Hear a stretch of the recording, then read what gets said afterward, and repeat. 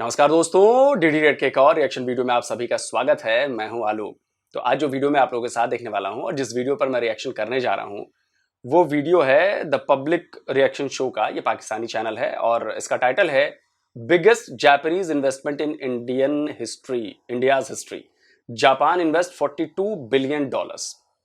तो जैसा कि आप सभी जानते हैं कि जापान के पीएम अभी भारत आए थे और उन्होंने बहुत बड़ा ऐलान किया है। अगले 5 सालों में $42 बिलियन के इन्वेस्टमेंट की घोषणा की है। अब आप सोचिए कि अगले 5 साल में यानी कि करीब करीब $8 बिलियन पर ईयर के हिसाब से ये देखा जाएगा। और इसमें बहुत सारे प्रोजेक्ट्स हैं, बहुत सारी चीजें हैं जो भारत के सहयोग से जापान यहाँ पर बनाने वाला है। तो ये बहुत बड़ी इन्वेस्टमेंट है एफडीआई के लिहाज से। तो चलिए देखते हैं भाई इस पर पाकिस्तान की जनता क्या कहती है। जापान के पीएम इंडिया में विजिट किया है और उन्होंने इन्वेस्टमेंट की है कि वो $42 बिलियन की इन्वेस्टमेंट करने जा रहे हैं नेक्स्ट 5 ईयर में। तो इससे इंडिया को क्या फ़ायदा होने जा रहा है और इंडिया की जो इकोनॉमी है उस पर कितना फ़र्क पड़ेगा इसका? As India has a good economy right now, so if they are investing here, the foreign investment will definitely make India more stronger. So it's good for their economy, obviously. किसी भी country के लिए ये बहुत बड़ी बात होती है कि दूसरे बिजनेसमैन या कंपनीज आपके मुल्क में आके इन्वेस्टमेंट करती हैं। उसका बहुत फ़ायदा होता है कंपनी को भी, इंडिया को भी। इंडिया को इस लिहाज से फ़ायदा है कि उनकी जो इकोनॉमिकली अभी बहुत स्ट्रॉन्ग है, मज़ीद स्ट्रॉन्ग हो जाएंगे।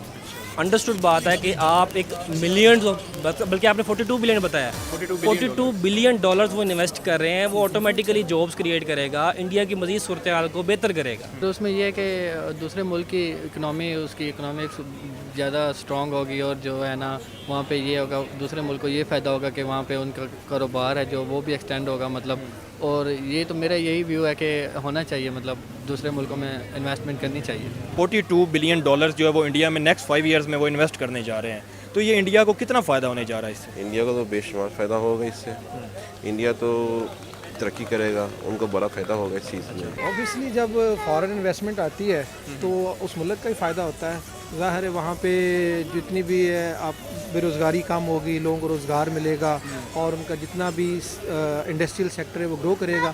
अब मुझे नहीं पता वो किस किस डिपार्टमेंट में वो उन्होंने जो इन्वेस्टमेंट की है, ऑब्वियसली जिस डिपार्टमेंट में करेंगे वो ग्रो करेगा। इंडिया को भी बहुत ज़्यादा फ़ायदा और ऐसी अपॉर्चुनिटी पाकिस्तान में भी होनी चाहिए।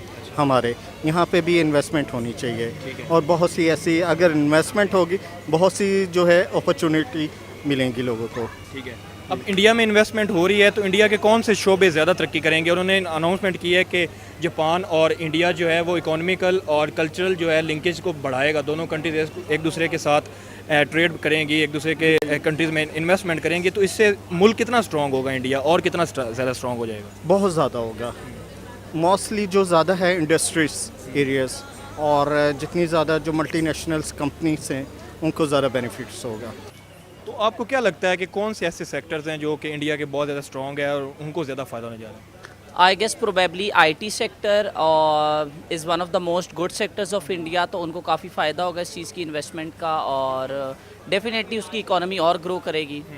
तो इसमें उन्होंने मोदी साहब ने भी एक ट्वीट की है कि इससे जो है जापान और इंडिया का जो है वो कल्चरल और इकोनॉमिक जो लिंकेज है वो दोनों कंट्रीज़ का बढ़ेगा। तो इस पर आपको क्या लगता है कि इंडिया में और ऐसी इन्वेस्टमेंट देख के और बाकी कंट्रीज़ भी इन्वेस्टमेंट करने को तैयार हो जाएंगे?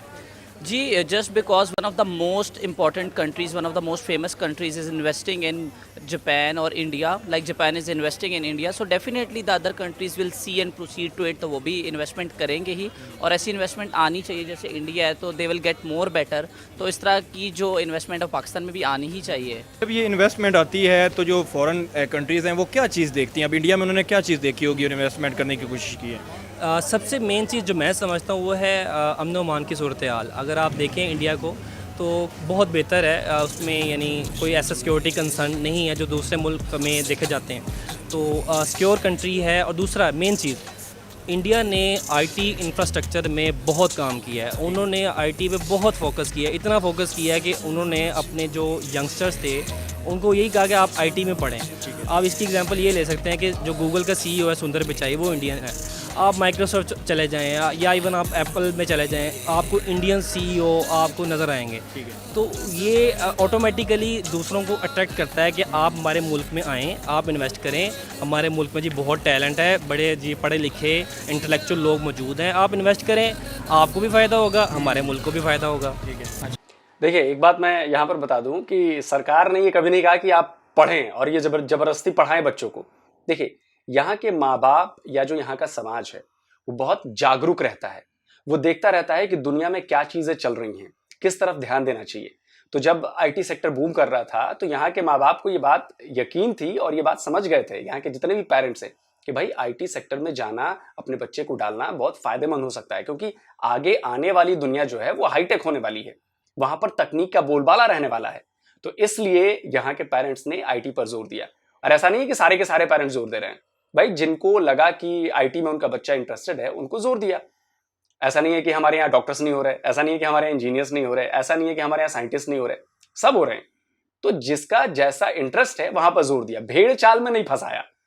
पाकिस्तान की तरह भेड़ चाल में नहीं कि जी ये ठीक हो रहा है तो सब चलो जी MBA करेंगे, नहीं जी नहीं जी डॉक्टर ही कर लो तो शादी अच्छी हो जाएगी। नहीं, हमारे यहाँ बच्चों का इंटरेस्ट देखा जाता है। और मैं आपको एक छोटी सी बात बताता हूँ, मेरी कज़न सिस्टर है, उसने नीट क्लियर किया, MBBS में उसको सरकारी कॉलेज मिला, लेकिन उसको डॉक्टर नहीं बनना था, उसको रिसर्च करनी थी बायोटेक में। तो उसने चाचा से मेरे बात की और क्लियर हो गया। तो उन्होंने कहा कि ठीक है, कोई दिक्कत नहीं, आपको MBBS करने का मन नहीं कर रहा, डॉक्टर बनने का मन नहीं है, कोई बात नहीं, आपको रिसर्च करनी है, आप रिसर्च करो। तो वो रिसर्च में चली गई, वो उसने बायोटेक में BTech कर लिया, MTech करने की तैयारी कर रही है। तो आप समझिए इस चीज को कि ऐसा नहीं है कि हम भेड़ चाल में फंस जाते हैं, तो इसीलिए हम ग्रो कर रहे हैं। तो इंडिया की इकोनॉमी पहले ही बहुत स्ट्रॉन्ग है, तो जब फॉरेन इन्वेस्टमेंट आती है तो ज़्यादा स्ट्रॉन्ग हो जाती है।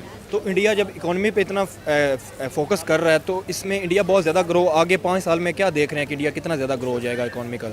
सर ये है कि अगर तो पहले वो स्ट्रॉन्ग है देखा जाए, तो अगर दूसरी कंट्री उसके साथ शामिल हो जाती है तो साफ ज़ाहिर है वो उसने ऊपर जाना ही जाना है। तो आपको क्या लगता है कि इंडिया ने किन फैक्टर्स पे काम किया जिसकी वजह से सारी दुनिया वहाँ पे इन्वेस्टमेंट करती है और मतलब कि बहुत ज़्यादा इकोनॉमी स्ट्रॉन्ग होती है इंडिया की?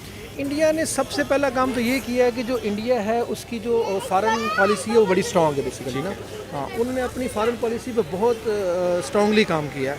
तो जो उन्होंने अपना एक इमेज पेश किया जो कि ग्राउंड रियलिटी से बड़ा डिफरेंट है, लेकिन जो इंटरनेशनल उसका इमेज है वो बहुत स्ट्रॉन्ग है, उसकी वजह से मेरे ख्याल में वहाँ पर ज़्यादा इन्वेस्टमेंट है। आपको क्या लगता है कि इंडिया ने किन शोबों पे काम किया है जिसकी वजह से इंटरनेशनल इन्वेस्टमेंट आ रही है? कौन से शोबे इंडिया के ज़्यादा स्ट्रॉन्ग है? इंडिया के मोस्टली जो इंडस्ट्री एरियाज हैं, फैब्रिक्स हो गए और उनकी फूड्स आइटम्स बहुत हैं, जैसे वेजिटेबल्स बहुत ज़्यादा, वहाँ पे ज़्यादा उनको बहुत ज़्यादा बेनिफिट्स होगा। मैं अगला क्वेश्चन ये करूँगा कि क्या एज अ पाकिस्तानी आप चाहते हैं कि इसी तरह बाकी जो कंट्रीज़ के PMs हैं उनके साथ मीटिंग्स हों, उनका भी दौरा हो और वो पाकिस्तान में इन्वेस्टमेंट लाएँ? अगर वो पाकिस्तान में इन्वेस्टमेंट लाना चाहते हैं तो क्या चीज़ें ऐसी हैं जो पाकिस्तान को बेहतर करनी चाहिए कि दूसरी दुनिया जो है वो पाकिस्तान में इन्वेस्ट करे आगे? इसमें एक छोटी सी बात मैं ऐड करना चाहूँगा कि जो ऑलरेडी पाकिस्तान के जो प्राइम मिनिस्टर हैं इमरान खान साहब जो कर रहे हैं, वो मेन चीज़ टूरिज़म को उन्होंने बहुत एक्सपेंड किया है। उसमें वो बाहर से जितने भी, अगर आप देखते होंगे जो टूरिस्ट आ रहे हैं वो व्लॉगिंग करते हैं हमारे नॉर्दर्न एरियाज़ में, उससे पाकिस्तान का अच्छा इमेज जा रहा है। तो जब तक पहले बिफोर दैट, यानी अगर आप इमरान खान से पीछे चले जाएँ तो पाकिस्तान का कोई भी नाम सुनता था जी पाकिस्तान जा रहे हैं तो उसको डराया जाता था कि आप टेररिस्ट कंट्री में जा रहे हैं। इंडियन एक्ट्रेस यहाँ पे विज़िट करने आई थी तो उन्होंने अपना इंटरव्यू शेयर किया कि जब मैं विज़िट करने आई थी तो मुझे ये बताया गया कि तुम कहाँ जा रही हो, तुम एक टेररिस्ट कंट्री में जा रही हो, तुम्हारी कोई सेफ्टी नहीं है वगैरह वगैरह। तो वो इमरान खान ने उस चीज़ को बहुत इम्प्रूव किया। ये दुनिया में रॉन्ग इमेज दिया जाता है कि पाकिस्तान में ये है, तो मतलब पाकिस्तान में अगर इन्वेस्टमेंट आती है तो क्या फ़ायदा होगा पाकिस्तान को? बहुत फ़ायदा होगा। देखें इन्वेस्टमेंट से बहुत अच्छा, रोकना चाहता हूँ, रॉन्ग इमेज दी जाती है, किसी के देने से अगर रॉन्ग इमेज हो जाती है ना तब तक तो इंडिया की इमेज बहुत खराब हो चुकी होती, क्योंकि पाकिस्तान तो हर बार रॉन्ग इमेज ही पेश करता है भारत की। तो भाई ओसामा बिन लादेन कहाँ मिला था? UN के जो डेजिग्नेटेड टेररिस्ट हैं, हाफिज सईद हो, मसूद अजहर हो, वो कहाँ हैं? वो पाकिस्तान से बाहर हैं क्या? इतने सारी आतंकवादी घटनाएं होती हैं जिनका लिंकेज पाकिस्तान से मिलता है, क्या इससे कोई बात झुठला सकता है? क्या तालिबान, जिसको पूरी दुनिया आतंकवादी कहती है, उनके साथ आपके सैन्य संबंध हैं, आपने उनको सपोर्ट किया, ये दुनिया भूल जाएगी क्या? आपके यहां से बंदे आकर मुंबई पर अटैक कराते हैं, वो कोई भूल सकता है? इतना बड़ा हमला हुआ, उरी में हमला हुआ, पठानकोट में हमला हुआ, ये कोई भूल सकता है? आपके डिप्लोमेट दूसरी जगहों पे जाकर लोगों के पर्स चुराते हैं और सीसीटीवी में पकड़े जाते हैं, उसके बाद बदनामी होती है, तो ये छवि किसी और ने पेश की है क्या? बताइए। आपके पासपोर्ट की रैंकिंग दुनिया में चौथी सबसे खराब रैंक वाला पासपोर्ट आपका है, मतलब जितने भी देश हैं उसमें से नीचे से चौथा नंबर है आपका। तो ये किसी के करने से ऐसा हुआ है? इमेज खराब की गई है आपकी, या आपकी करनी है उसका फल मिल रहा है? सच्चाई से देखिए, जितना भागेंगे आप लोग उतना ही नुकसान है आपका। किसी के कहने से अगर छवि खराब होती तो अब तक हम तो पता नहीं भारतीय इंडियंस की छवि बहुत बुरी हो चुकी होती, या अब क्या कहें। चलिए, फ़ायदा होगा, इसमें कोई दो राय है ही नहीं। जॉब्स क्रिएट होंगी, आपकी इकोनॉमिक जो है वो बहुत स्ट्रॉन्ग होगी। अभी हम बहुत पीछे हैं, डॉलर का रेट देख लें 175 पे जा रहा है। जब इन्वेस्टमेंट होगी डॉलर्स में इन्वेस्टमेंट होगी, क्योंकि कभी भी रुपीज़ में इन्वेस्टमेंट नहीं होती। जो इन्वेस्टमेंट कर रहा होता है उसकी करेंसी पे इन्वेस्टमेंट होती है। डॉलर्स में इन्वेस्टमेंट होगी, हमारे जो रिजर्व्स हैं रिजर्व्स इंक्रीज़ करेंगे। जब रिजर्व्स इंक्रीज़ करते हैं तो जो हमारी रुपये की जो कदर होती है वो भी इंक्रीज़ होगी। रुपये की कदर इंक्रीज़ होगी तो जो पेट्रोल की जो प्राइसेस है वो डाउन होगी, महंगाई डाउन होगी, ऑटोमेटिकली पूरा मुल्क ग्रो करेगा। तो कैसे आएगी पाकिस्तान में ऐसी इन्वेस्टमेंट्स, बाकी कंट्री कैसे करेंगे, क्या लगता है? I think first of all we should develop more good moral, और हमें ज़्यादा मतलब इस तरह करना चाहिए कि सारे लोग जो हैं मिलकर, और हमारी government specially, they should take some steps के मतलब जो फॉरेन इन्वेस्टर्स हैं उनका मतलब हमें कॉन्फिडेंस बढ़े, और डेफिनेटली वो कुछ ऐसे इंडस्ट्रीज़ सेटअप वगैरह करें, कुछ ऐसी चीज़ें वो करें जिससे फॉरेन इन्वेस्टमेंट्स अट्रैक्ट हों। थैंक यू सो मच जी। तो आपको कैसी लगी वीडियो, पाकिस्तानियों का रिएक्शन कैसे लगे? अगर आपको कोई और टॉपिक पे वीडियो चाहिए तो हमें आप कमेंट सेक्शन में सजेस्ट कर सकते हैं, और हमारे चैनल को सब्सक्राइब करें, वीडियो को लाइक करें। मिलते हैं नेक्स्ट वीडियो में। अल्लाह हाफ़िज़। दोस्तों वीडियो हो गया है ख़त्म, और भाई जो घिसी पिटी बातें होती हैं, खैर जवाब तो कुछ का दे चुका हूँ। अब आते हैं हम सीधे भाई अपने टॉपिक पे आते हैं कि पाकिस्तान ने जो करना है वो करे। पाकिस्तान में इन्वेस्टमेंट कैसी आएगी, क्या आएगी, उनकी सरदर्दी है। हम देखते हैं कि भाई हमारा जापान और भारत के बीच जो ये इतनी बड़ी इन्वेस्टमेंट की बात हुई है उस पर क्या है। देखिए, भारत और जापान के जो रिश्ते हैं, जो संबंध है, जो रिलेशन है, वो कोई साल, 2 साल, 10 साल, 50 साल के नहीं है। ये सदियों पुराने संबंध हैं। आपको शायद भरोसा नहीं हो रहा होगा, लेकिन ये सदियों पुराने, मतलब सैकड़ों साल पुराने संबंध है। मैं तो कहूंगा हजारों साल पुराने संबंध हैं। और शायद एक जापानीज व्लॉगर हैं मायो, उन्होंने अपने एक वीडियो में बताया था, वो वीडियो मैंने देखा था, कि जापान में हिंदू गॉड्स हैं। जापानी रूप रंग में आ गए हैं, लेकिन हैं वो हिंदू गॉड्स कई सारे। तो आप इस बात को समझिए कि दोनों देशों का कल्चर, दोनों देशों के लोग आपस में हजारों साल से कनेक्शन में हैं। रही बात बिजनेस की, तो ये पहली बार नहीं हुआ है कि जापान इन्वेस्ट कर रहा है पहली बार इंडिया में। जापान इससे पहले बहुत बार इन्वेस्टमेंट कर चुका है। भारत के इंफ्रा डेवलपमेंट में जापान का बहुत बड़ा रोल रहा है, और अभी जो बुलेट ट्रेन भी आ रही है वो जापान के सहयोग से ही आ रही है।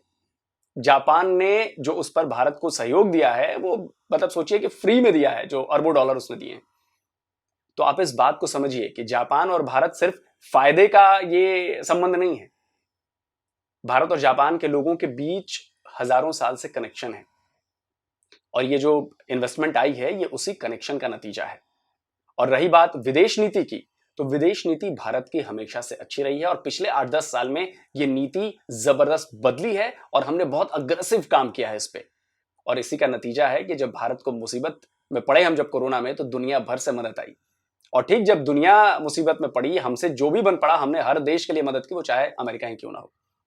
तो आप इस बात को देखिए, ऐसे संबंध विकसित होते हैं, ऐसे संबंध मजबूत होते हैं, और भारत और जापान के संबंध बहुत ज्यादा मजबूत हैं। मैं आपको